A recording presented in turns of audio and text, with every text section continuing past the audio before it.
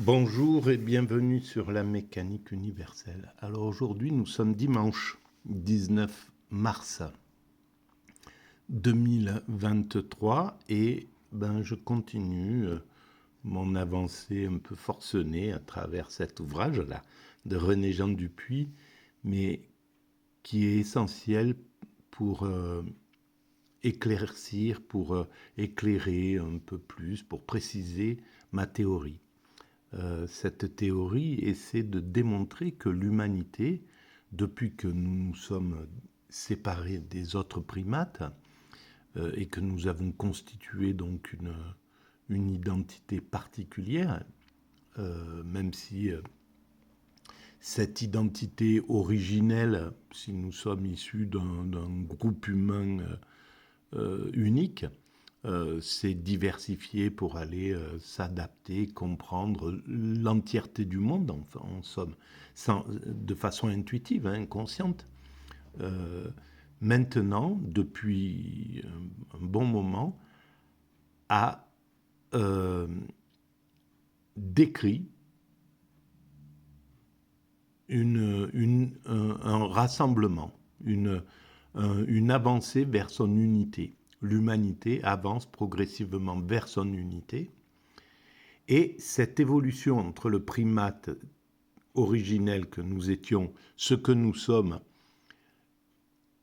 se prolonge, après nous bien sûr, et dans c'est décrit une sorte de ligne d'évolution dans un sens bien précis, et donc pousse progressivement l'humanité à aller vers son ultime perfection. Cette ultime perfection, c'est la paix universelle, la fraternité, donc l'unité totale du genre humain. Voilà. Nous étions une unité à l'origine quand nous étions des primates, que quelque chose a fait que nous nous sommes séparés des lois de la nature pour créer les lois de la culture, pour faire évoluer les lois de la nature en lois de la culture, puis les faire évoluer jusqu'à ce qu'elles sont aujourd'hui, les lois de la culture, l'organisation que nous avons produit, le progrès que nous avons produit depuis cette origine primate. Et si on prolonge la logique de ce progrès, on peut déjà déterminer ce qu'on a fait progresser dans cette... C'est ce que je fais sur mon site mécaniqueuniverselle.net. J'essaie de démontrer, d'éclairer le fait que depuis que nous nous sommes séparés des autres primates, nous faisons évoluer la maîtrise progressive du comportement, la maîtrise progressive de notre environnement, la maîtrise progressive de notre questionnement. Voilà les trois grands travaux dans lesquels les humains inconsciemment travaillent. Les trois grandes activités qui animent l'ensemble humain en réalité. Et tous. Voilà, tout être humain travaille pour ces trois grands types de travaux, d'une manière ou d'une autre. Et donc, cette maîtrise progressive du comportement parviendra à la maîtrise totale du comportement. La maîtrise progressive de l'environnement parviendra à la maîtrise totale et parfaite de l'environnement, c'est-à-dire on atteindra le niveau absolu d'écologie, de fonctionnement écologique qui n'abîmera plus la planète, ni les autres espèces, etc. Et la maîtrise totale du questionnement, c'est-à-dire nous répondrons à toutes nos questions. Voilà, l'humanité répondra à toutes ces questions. D'où venons-nous? Qu'est-ce qu'il y avait avant?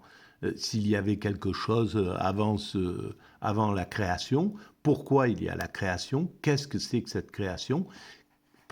Est-ce qu'il y a du divin? Est-ce que cette création est l'œuvre de ce qu'on appelle le divin, ou le grand architecte, ou peu importe comment on appelle cette puissance, le vide quantique, peu importe. On répondra à ces questions et donc, à ce moment-là, l'humanité aura atteint son ultime perfection. Voilà. Et alors, évidemment, quand on voit l'état où nous en sommes, même si nous avons fait des progrès inouïs entre le moment où nous étions des primates naturels et aujourd'hui, on peut comprendre qu'il reste encore du chemin pour atteindre cet état de perfection ultime. Mais nous pouvons voir que nous ne sommes pas très loin en termes par rapport au temps d'évolution. Peut-être des siècles encore, il reste encore des siècles d'évolution, mais nous ne sommes pas très loin parce que nous avons déjà, par exemple, on peut le voir à des petits indices, nous avons construit toutes les structures pour fonctionner universellement. L'ONU, l'OMS, l'OMC, etc., l'Organisation mondiale du travail, du tourisme, etc. Bref, toutes les structures pour fonctionner universellement ont été construites, et ce n'est pas pour rien. Voilà, c'est la première fois dans l'histoire de notre évolution que nous en sommes, que nous avons créé ce type de structure pour fonctionner universellement. Elles ne remplissent pas encore leur rôle, mais parce qu'elles sont en devenir, elles sont en évolution. Voilà, c'est comme on pourrait dire qu'elles sont dans leur enfance, par exemple, ou dans leur adolescence. Voilà, leur naissance, c'était dans les années 50, par exemple, ou au début du siècle dernier. La Société des Nations, par exemple, qui a donné l'idée de l'ONU, qui a donné l'Organisation des Nations Unies, c'était le début du XXe siècle. Et le XXe siècle, c'est... voilà, il y a 10 000 ans avant et davantage de sociétés humaines organisées voilà, d'une façon un peu plus sophistiquée, etc. Donc, par rapport à cette période d'évolution culturelle, il reste, à mon sens, peu de temps pour atteindre cet état de perfection totale et indépassable. Bien sûr, c'est encore, je pense que ça se compte en siècles, mais par rapport à toute l'histoire de l'évolution, c'est très peu.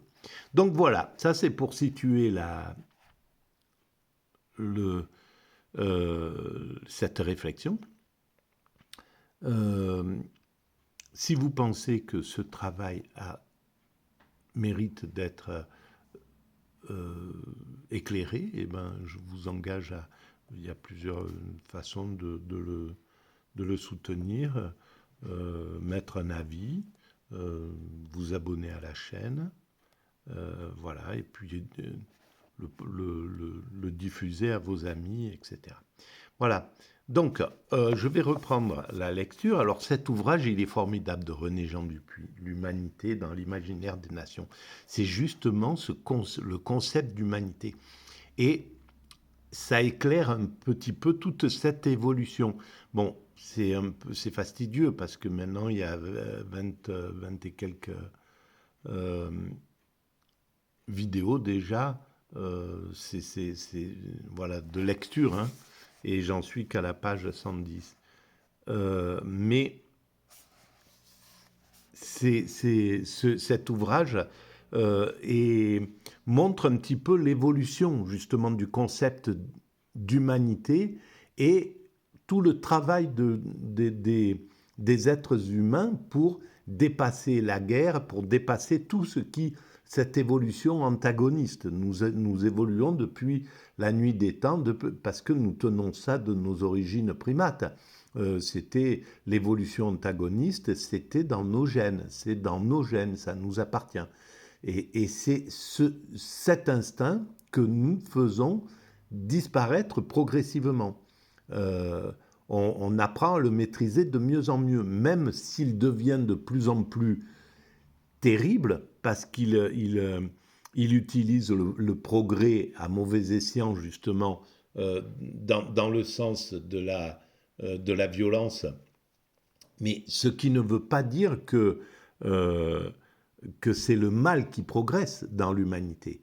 En réalité, c'est notre sensibilité au mal qui progresse dans l'humanité. Le mal, si on appelle le mal la guerre, la violence, la destruction, etc. On évolue encore sous ce principe-là, mais il y a tout un travail pour aller vers la paix universelle et qui est en sous-main, même si il y a, bon, maintenant, là, par exemple, une nouvelle guerre qui explose sur l'Europe, qui menace de s'étendre au monde, de faire une troisième guerre mondiale ou une quatrième guerre mondiale, peu importe comment on les appelle. Mais il n'empêche qu'en sous-main, il y a un travail considérable pour faire évoluer le concept de paix. Et il évolue dans l'humanité. Et à l'intérieur, il y a, par exemple, le mythe de la dissuasion. Voilà, ça partait de ce principe-là, au fond. C'est bien sûr que le principe, à l'origine, c'était de ceux qui ont imaginé la bombe atomique, c'était d'être les seuls à la disposer et de dominer les autres. Mais en même temps,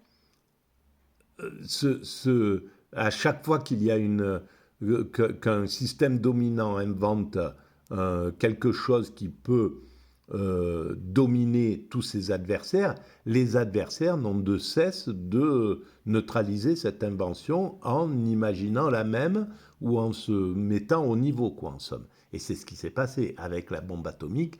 Les Russes, l'URSS n'a pas tardé à fabriquer la même, etc., etc.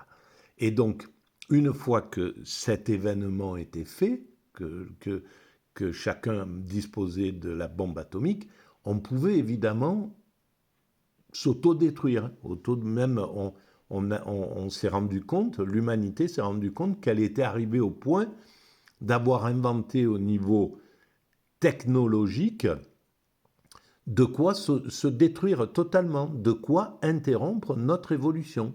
Voilà. Et pour l'instant, on n'a pas encore compris l'absurdité qu'il y aurait à avoir évolué depuis 300 000 ans ou 200 000 ans, je ne sais pas, depuis qu'on s'est séparé des autres primates, avoir travaillé pendant tous ces centaines de milliers d'années à avoir domestiqué le feu, puis la nature sous une certaine forme, pour la sédentarité, construit, etc., etc. Tout ce que nous avons élaboré pendant tous ces siècles pour arriver au final, au bord de l'unité et s'autodétruire. Donc il y a eu, l'humanité, au fond, c'est par... on pourrait dire, c'est par contrainte, c'est pas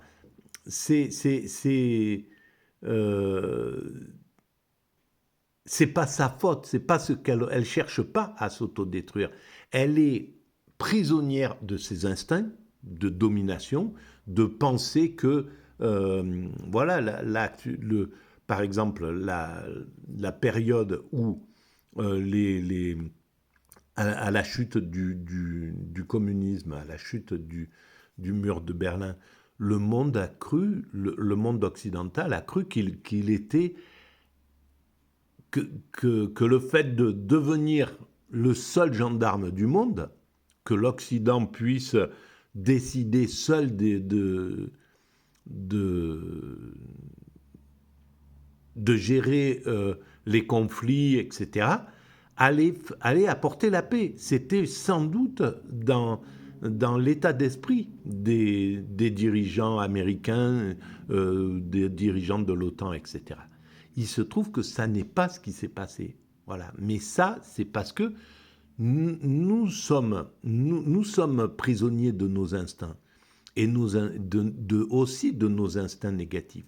C'est-à-dire qu'à partir du moment où on a mis où on a accédé à la toute-puissance, où l'Occident, après avoir vaincu l'URSS, a accédé à la toute-puissance. Naturellement, chaque être humain, quand il accède à la toute-puissance, il lui faudrait un niveau de sagesse totale pour ne pas en abuser. Et donc, instinctivement, on en a abusé. Mais il n'empêche que le fond était pour la motivation était, on pourrait dire, bienveillante.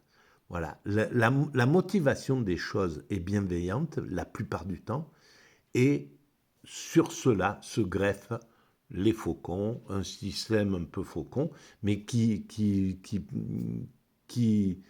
est animé aussi par le désir de paix, simplement. Ils pensent que c'est en dominant l'autre, en l'oppressant, en l'empêchant, et on le voit dans certains pays qui dominent leurs voisins, ils pensent que c'est la meilleure solution. Pour eux, c'est la meilleure solution pour imposer, pour que tout le monde soit tranquille, quoi, pour eux comme pour leurs ennemis ou pour leurs adversaires. Et en fait, c'est juste de la stupidité, en somme. C'est juste parce que notre conscience n'a pas compris que c'est générateur de prétendants à la domination, que ça entretient le mythe, le principe de la domination. Voilà. Alors, le mythe de la dissuasion, on va prendre à partir de là. Dans l'antagonisme Est-Ouest, qui venait de tomber au moment où René Jean Dupuy a écrit cet ouvrage, il a été publié en 91, donc il y avait le mur de Berlin était tombé, on était devant l'antagonisme Est-Ouest était, à mon sens, il avait conscience qu'il était sur la fin, qu'il allait changer au moins de forme. Dans l'antagonisme Est-Ouest, la dissuasion nucléaire s'est présentée pourtant comme un mythe structurant de la sécurité. Voilà, c'est ça, l'équilibre des forces, etc., etc. La dissuasion, la paix par la terreur, quoi, en somme. D'une efficacité sans comparaison possible avec celle qui était en œuvre avant son avènement. Et il est possible que ça ait maîtrisé quand même la violence de ces deux protagonismes, capitalisme d'un côté, communisme de l'autre, qui auraient pu, sans cela peut-être, par des guerres conventionnelles, en prolonger les guerres. D'ailleurs, les deux guerres qui ont été conventionnelles, 14-18 et 39-45, étaient en somme, au moins pour 39-45, une lutte entre le capitalisme et le communisme. Au fond, c'était plutôt ça qui était dans les cartons de base. Et on voit, quand il n'y avait pas cette dissuasion, où ça a conduit l'humanité. Là, à ce niveau-là, s'il n'y avait pas la dissuasion, et peut-être que s'il n'y avait pas la dissuasion actuellement, on partirait dans une guerre mondiale, avec d'un côté les BRICS, ou ceux qui seraient du côté des Chinois et des Russes en même temps, qui se rangeraient derrière, et puis ceux qui se rangeraient derrière l'Occident. Et ça pourrait être un carnage encore encore plus important puisqu'ils étaient en progression. 14-18, ça a été une boucherie. 39-45, ça a été une boucherie encore plus grande. Donc voilà, s'il y avait une autre déflagration mondiale, on peut imaginer que ça serait une catastrophe inouïe. Donc, elle n'avait alors, la dissuasion nucléaire, qu'une portée relative. l'évaluation des risques et de l'enjeu à laquelle se livrer un agresseur éventuel perd toute signification si la certitude d'un châtiment imparable et irréparable vient détruire l'un et l'autre. L'arme nucléaire confère une puissance inhibitive à la mesure de son pouvoir destructeur. La dissuasion s'inscrit dans une logique de dénégation du conflit entre les puissances nucléaires. Vision schématisée dont la fonction est celle d'un mythe fondateur régulateur qui permet à l'humanité de se sentir hors l'apocalypse. La paix est tributaire d'un phénomène mental. L'inhibition de la guerre résulte de la représentation qui se produit immédiatement dans l'esprit de celui qui serait tenté de recourir à une agression. La structure du mythe de la dissuasion met en valeur les connexions de l'imaginaire et du réel. À partir de l'équilibre de deux inhibitions, opère une rationalité qui trouve sa formulation symbolique dans trois initiales MAD, Mutual Assured Destruction. C'est la paix par la prise d'otages mutuelle des nations en cause.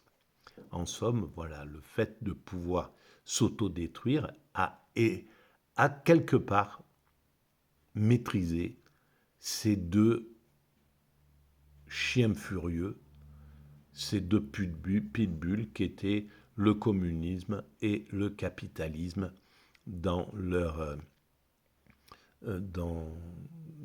désir mutuel de s'anéantir. Voilà. Cette mythologie positive n'est pas un concept statique. Elle est conditionnée par l'évolution des armements. Alors voilà, donc ces deux pitbulls sont encore sur le terrain, là, de façon un peu déclinée. Maintenant, l'URSS s'est rangé au système du marché, au libéralisme, mais ne voulait pas du libéralisme tel qu'il a été pratiqué depuis ces 30 ans. Et ni les Chinois d'ailleurs, je pense. Ils voudraient passer sur un autre modèle, proposer un autre modèle. Chose qui n'est pas acceptée par l'Occident. Et donc, on se retrouve avec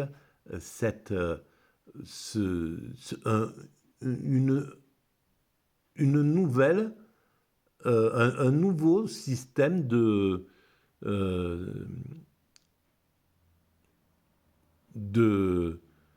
compétition féroce, où on retrouve deux compétiteurs, deux systèmes opposés et qui sont pas dans une vision de compétition ludique, de compétition respectueuse, de compétition qui prendrait comme modèle la compétition qu'on a réussi à faire au niveau du sport, par exemple. C'est-à-dire, voilà, avec les grandes valeurs de Pierre de Coubertin, les grandes valeurs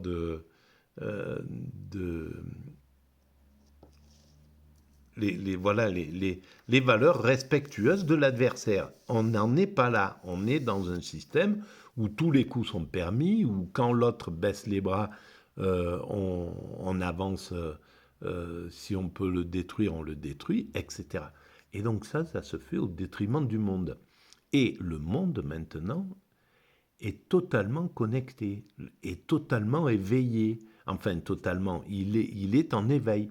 Donc, l'Afrique, par exemple, l'Amérique latine se rend bien compte, l'Asie, les pays émergents se rendent bien compte qu'ils ont d'abord un pouvoir énorme sur ces deux puissances qui ont besoin de leur matières premières, qui ont besoin de leur soutien, qui ont besoin, etc., etc. Et donc, ils se rendent compte, ces pays émergents, qu'ils ont un point d'appui énorme progressivement qu'ils ont un point d'appui énorme sur ces deux puissances. Et ils ne vont pas s'en priver de plus en plus jusqu'à devenir vraiment des forces, la force sans doute majeure des décennies qui arrivent. Voilà. Cette mythologie positive n'est pas un concept statique, elle est conditionnée par l'évolution des armements. Or, la vision du nucléaire militaire a connu une seconde étape, avec l'avènement des techniques de guidage terminal conférant aux engins une grande précision et substituant à l'Holocauste attendu de la génération précédente des frappes chirurgicales anti-force. Voilà, là, et c'est ce que c'est les menaces qui ont été faites dans la guerre en Ukraine. Les Américains, l'OTAN, sait très bien qu'il y a cette possibilité de frappe chirurgicale nucléaire possible. D'un côté, on se retrouve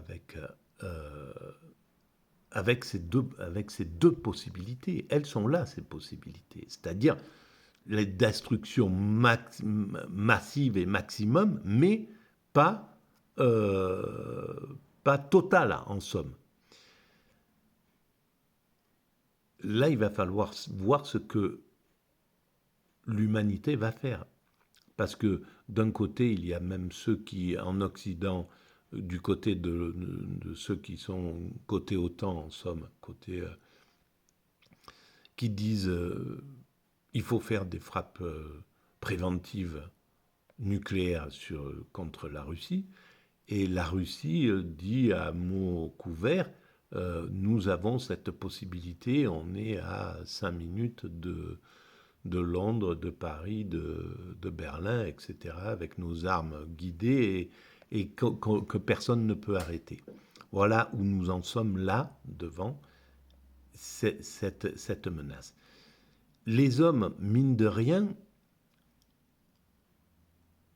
ce qui est assez curieux, c'est que on n'a pas affaire à des psychopathes, comme Hitler, par exemple, comme les chefs qui étaient, par exemple, à l'époque du Japon, qui avaient ce goût pour le suicide, qui pourrait, voilà, un chef de guerre, un ministre de la guerre qui aurait une psychologie qui lui donnerait l'aptitude à dire bon, mais on s'en fiche, puis s'ils m'attrapent, ils vont me tuer, donc je vais faire une déflagration qui va anéantir l'humanité. Il est possible, il existe ces états d'esprit. Ces états d'esprit, Dieu merci, sont rares, mais on les retrouve chez les gourous qui se suicident avec leur secte, etc. On retrouve ces états d'esprit de fous furieux, c'est psychopathologique, quoi, en somme. Et heureusement, là, nous avons affaire à des systèmes qui se sont protégés finalement de ça, qui ont, voilà, avant de pouvoir déclencher un système atomique, il y a tout un tas de protocoles. Et espérons que le protocole du côté américain, il s'est plus enrichi qu'à l'époque, que ce qui a permis de décider de lancer deux bombes sur les Japonais.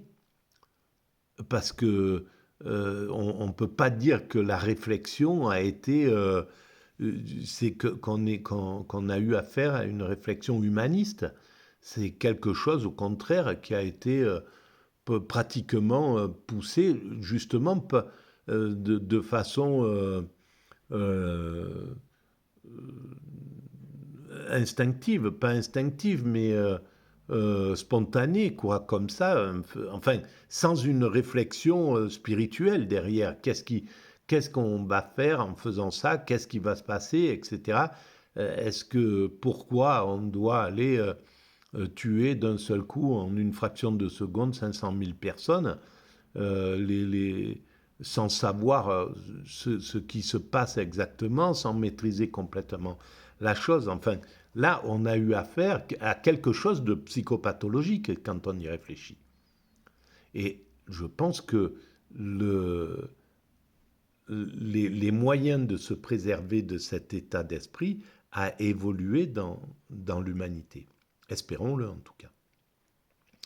Donc, alors, pour ce type d'armes à guidage automatique, etc., les scénarios se sont orientés sur l'idée de riposte graduée. Et c'est exactement ce dont il parle là dans ce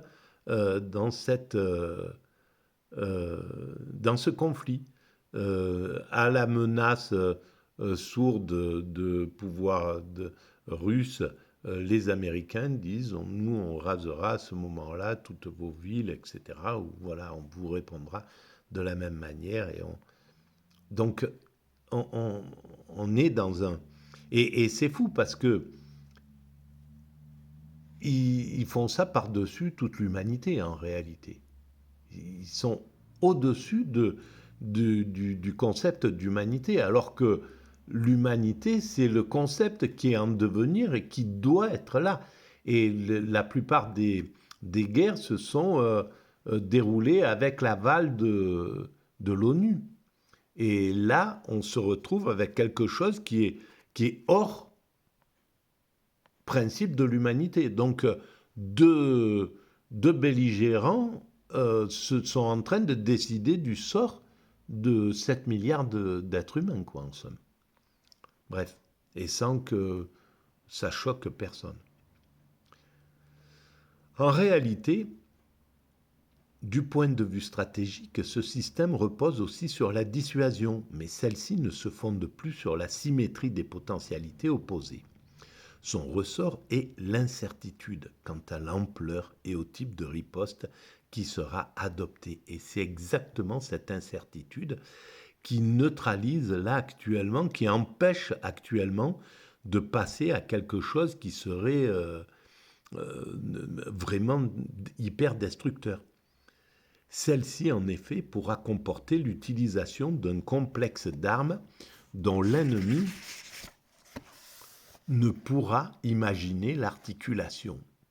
La complication de cette stratégie qui évoque le jeu d'échecs se coule moins aisément dans l'image simplifiée du mythe massif de la MAD.